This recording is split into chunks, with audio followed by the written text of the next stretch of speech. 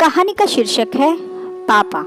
Hospital के बाहर बैठी नीता आज खुद को बहुत अकेला महसूस कर रही थी। आंसू थे कि रुकने का नाम ही नहीं ले रहे थे। कल तक घर का क्या माहौल था और आज क्या माहौल हो गया, कुछ समझ में ही नहीं आया। जो था वह हाथों से फिसलता जा रहा था।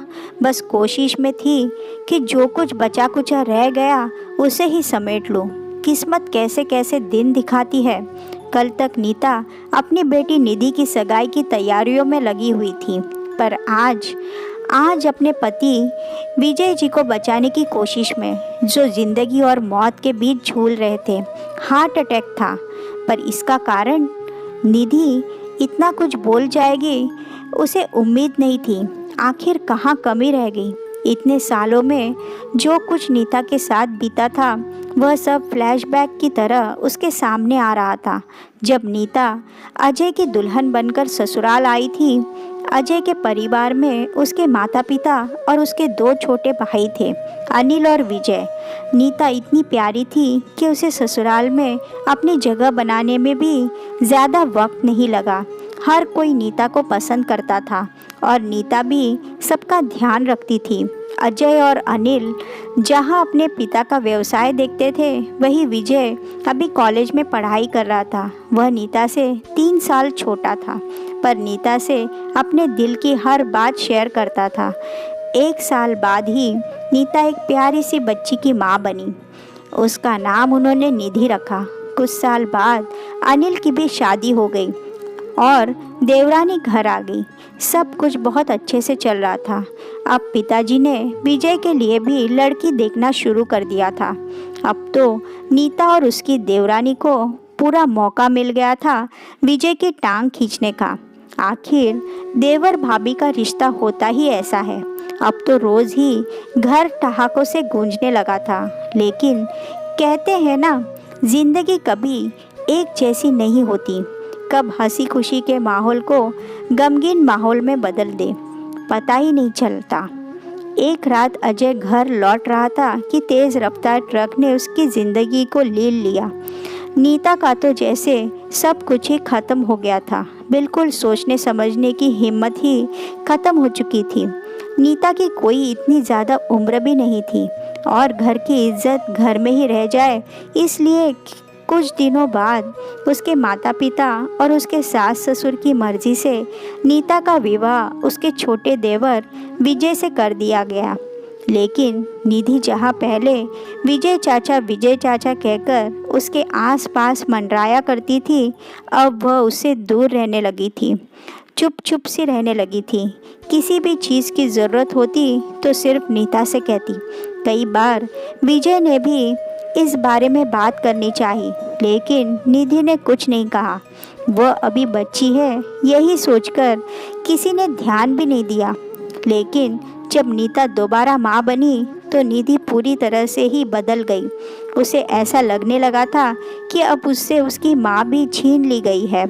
वह बहुत ज़िद्दी हो गई थी।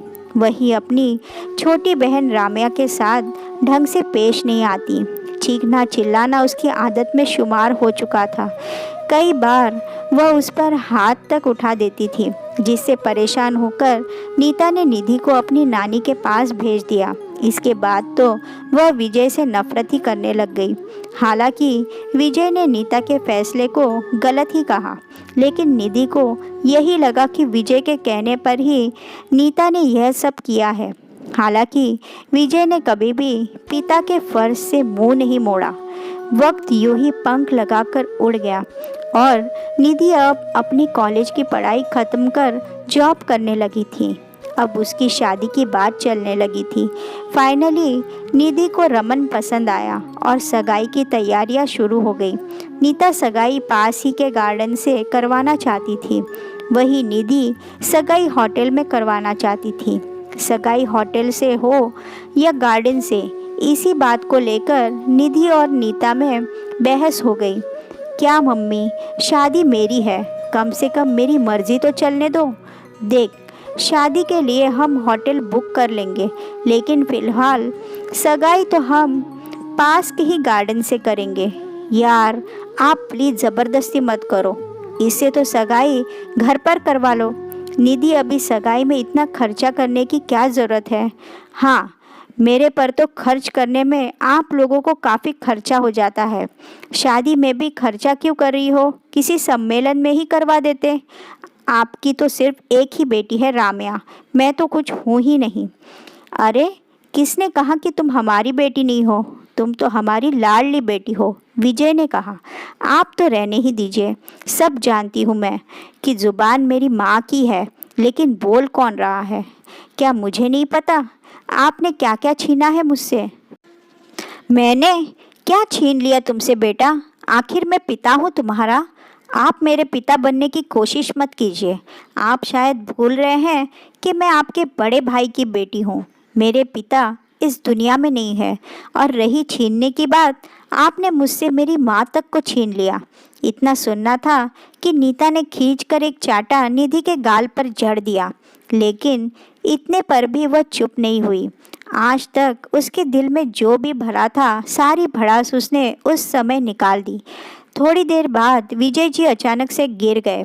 उन्हें हॉस्पिटल लाया गया तो पता चला कि हार्ट अटैक है और उनकी हालत क्रिटिकल है। नीता यह सब सोच ही रही थी कि इतने में निधि और राम्या भी हॉस्पिटल आ गई। उन्हें देखकर नीता ने कहा, निधि, तुम जाओ यहाँ से। आईसीयू में जो शख्स है वो मेरा पति और राम्या का पिता है, पर तुम्हारा कुछ नहीं। वह शख्स जिसने हमारी खुशी के लिए अपने अरमानों को छोड़ दिया।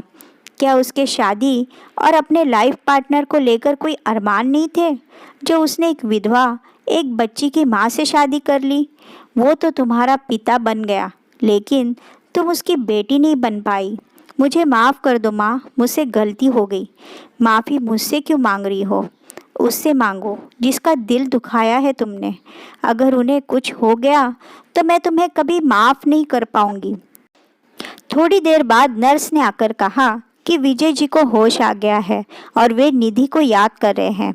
वह कमरे में गई तो विजय जी उसको देखकर मुस्कुरा दिए। निधि, मैं ठीक हूँ बेटा, तुम्हारी सगाई मैं होटल से ही करवाऊंगा। मुझे माफ़ कर दो पापा, मुझसे गलती हो गई। आप ठीक हो जाओ, बस यही काफ़ी है। निधि के मुंह से अपने लिए पापा सुनकर वो बहुत खुश हुए। बस मेरी बेटी मेरे साथ है, अब तो मैं ठीक हो ही जाऊंगा।